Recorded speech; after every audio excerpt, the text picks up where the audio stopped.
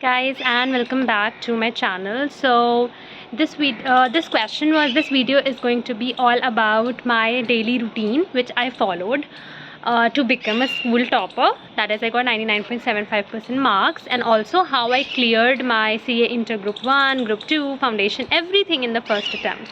This video is solely going to be about that. How many hours do I study in a day?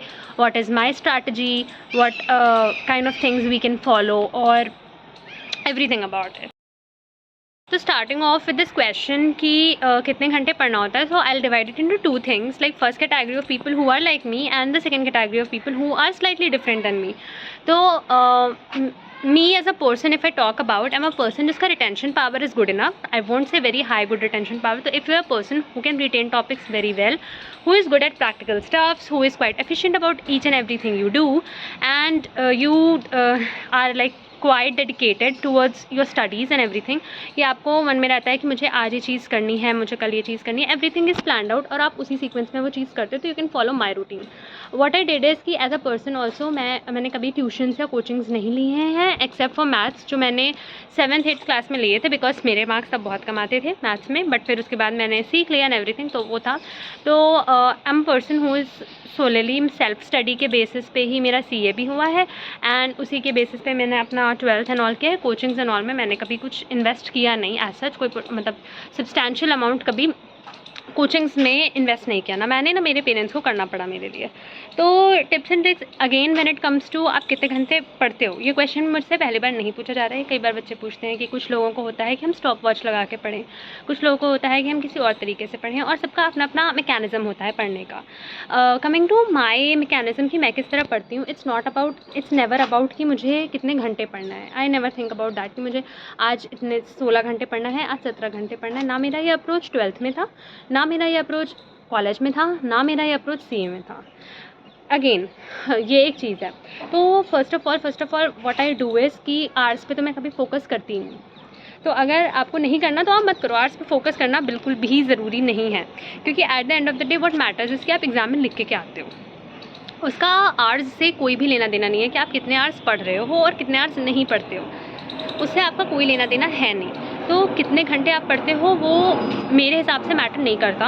आप भले 2 घंटे पढ़ो, ये चीज़ आपने सुनी भी होगी कि आप भले 2 घंटे पढ़ो, पर जितना पढ़ो you should study really well. So it's never about hours to me, it's always about कि how quickly I grasp the topics which are given to me, how much I learn and how much I am able to retain in that particular point in time. So what you can do is that you can divide your topics. Now when I start studying, for example if I take CA foundation ke subjects, if I'm studying that, I have 4 subjects to study. I'll divide my day that 2 subjects one day, 2 subjects another day, and the third day again I'll start with those subjects जो मैंने first day पे करे. So it's always about subjects. Now I'll decide कि मुझे इतने आज पहले ये portion में मुझे ये कर लेना है, दिन के टाइम में supposing I'm doing accounts, तो रात के टाइम में I'm doing law. And again it's not about hours. Accounts का मैंने फिक्स कर लिया, मुझे 2 चैप्टर्स करने हैं. लॉ बिकॉज लेंदी है तो मुझे आज एक ही चैप्टर करना है. तो now what I will do is I allocate my time accordingly. So it's not like that I will decide my time first and then I start studying कि मुझे टॉपिक क्या पढ़ना है. No, the first step should be you should be very clear about what you are going to study. तो first of all keep in mind कि what you are going to study, what is your plan to study, and कितने units आपको करने हैं या कितना topics आपको करना है. Once you decide the topic, now you decide कि किस टाइम पे कौन सा सब्जेक्ट पढ़ना है, उसके हिसाब से you study. Now it can happen कि मैंने अकाउंट्स के 2 चैप्टर लिए थे, ये सोच के मुझे 2 घंटे लगेंगे, बट मेरा 1 घंटे में हो गया. इट्स फाइन, हो गया मेरा 1 घंटे में. पर लॉ में मैंने सोचा था 1 घंटा लगेगा, मुझे 3 घंटे लग गए. तो ईदर वेज बैलेंस हो जाएगा. Time should never be your factor मेरे हिसाब से. सो तो मैंने कभी 12-17 घंटे 16 घंटे कभी पढ़ाई नहीं करी, ना मैंने CA के लिए की, ना मैंने किसी चीज़ के लिए की. तो ये उन बच्चों के लिए अगेन जो डेली पढ़ते हैं. अब अगर आप एक ऐसे स्टूडेंट हैं जो डेली अपनी नोटबुक्स अपनी बुक्स नहीं उठाते हो और आप सिर्फ एग्जाम से कुछ दिन पहले सोच रहे हो कि आप पढ़ोगे, तो sorry, this method is not for you. Then you need to sit for hours लगातार, ठीक है. But if you're a person जो डे टू डे डेली कुछ ना कुछ पढ़ रहे हो, रिवाइज कर रहे हो, या कोई भी नया टॉपिक स्टार्ट करने से पहले आप always you revise the previous topics which were taught to you in the previous lesson. If you are doing that, then 100% I bet there is no need for you to fix in times कि 16, 17 या 12 घंटे बैठना है. But if a person is there जो डेली नहीं पढ़ रहा है, उसको आई विल सजेस्ट कि at least 6 hours you should study in a day, जितना आप सोने खाने पे बिताते हो. नाउ कमिंग टू एग्ज़ाम्स को किस तरह ट्रीट करना. एग्ज़ाम्स को ट्रीट करना, I think this is a very faulty concept और ये हमें सिखाया नहीं जाता. When ever the topic comes की एग्ज़ाम आ रहा है तो दिस काइंड ऑफ स्ट्रेस जो डेवलप हो जाता है हमें कि कैसे होगा यार, एग्ज़ाम है, टेस्ट नहीं है, वो एक एग्ज़ाम है. तो उस चीज़ को ऐसे ही देखो ना कि एक एग्ज़ाम ही तो है तो एक एग्ज़ाम ही, राइट. आप टेस्ट देते हो, उसमें 2 चैप्टर आते हैं, 3 चैप्टर आते हैं, यूनिट टेस्ट में 5-6 चैप्टर्स भी आते हैं. तो what you can think is that exam is not an exam is also a test, but your full syllabus is going to come. उस तरीके से I have whenever I approach my exam in the form of a test, be it CA का competitive exam और be it college का exam और be it everything, exam was always an exam to me and that was basically एक लंबा वाला test to me, nothing more than that. तो that was all about how much I study और किस तरीके से a person who is regularly revising should not focus on the number of hours but on the number of topics you learning and how much are you able to understand out of it.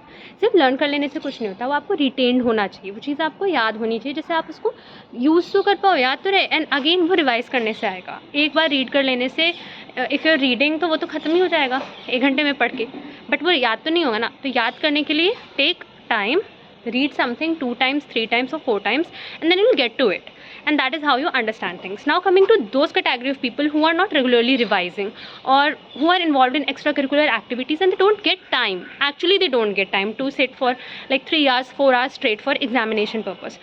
So what they can do is whenever you get a holiday or if it's a weekend, for example if it's a Saturday and you have half classes, the rest half of your day is completely empty.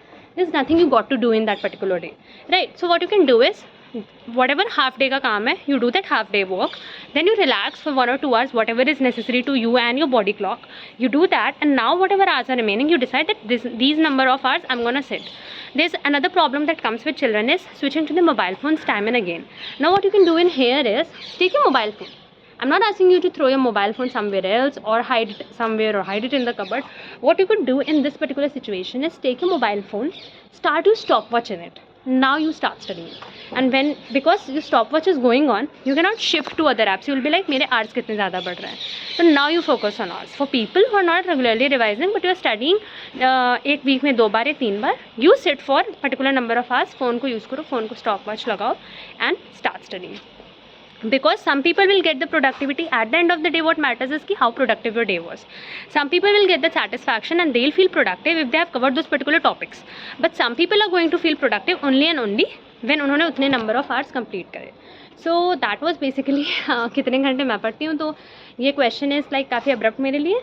मैं arts के हिसाब से कभी पढ़ाई नहीं करती, and I won't ever suggest any person who is daily studying to take that mental toll on yourself that this particular person is studying for 12 hours and then clearing that one particular exam, so I'll also study for 12 to 16 hours and then only I'll clear the exam. No, it's you know your potential. May be वो बच्चे का retaining power इतना अच्छा ना हो, may be उसने 3 महीने पढ़ाई ना की हो, लास्ट के 2 महीने में वो डेली बैठ के 12 घंटा पढ़ रहा हो, बट आप पिछले 5 महीने से पढ़ रहे थे, तो आप में उसमें बहुत अंतर है.